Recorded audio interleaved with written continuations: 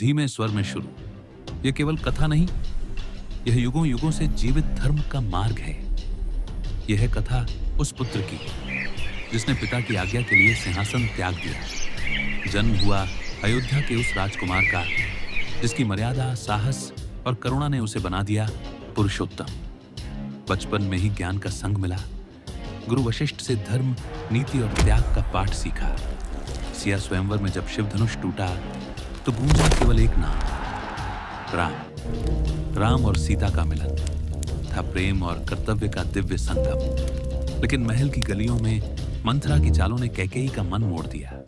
एक वरदान ने बदल दी राजकुमार की किस्मत और राम को मिल गया 14 वर्षों का वनवास। सीता और लक्ष्मण भी साथ चले, राजमहल से जंगलों तक, धर्म के रक्षक बनकर। बिना सिंहासन के भी राम राजा थे। और भरत, जिन्होंने राम की पादुका को ही गद्दी बना दिया। वन में साधु जैसा जीवन, हर दिन धर्म के और निकट। गराई सूर्पणखा, मोह का रूप, अधर्म की आग। लक्ष्मण ने रेखा खींच दी और सिया हरण का बीज बो गया। रावण आया माया के वेश में और अगवा कर ले गया सीता को लंका। राम का क्रोध शांत नहीं रहा। उनकी आंखों में केवल प्रतिशोध की ज्वाला थी।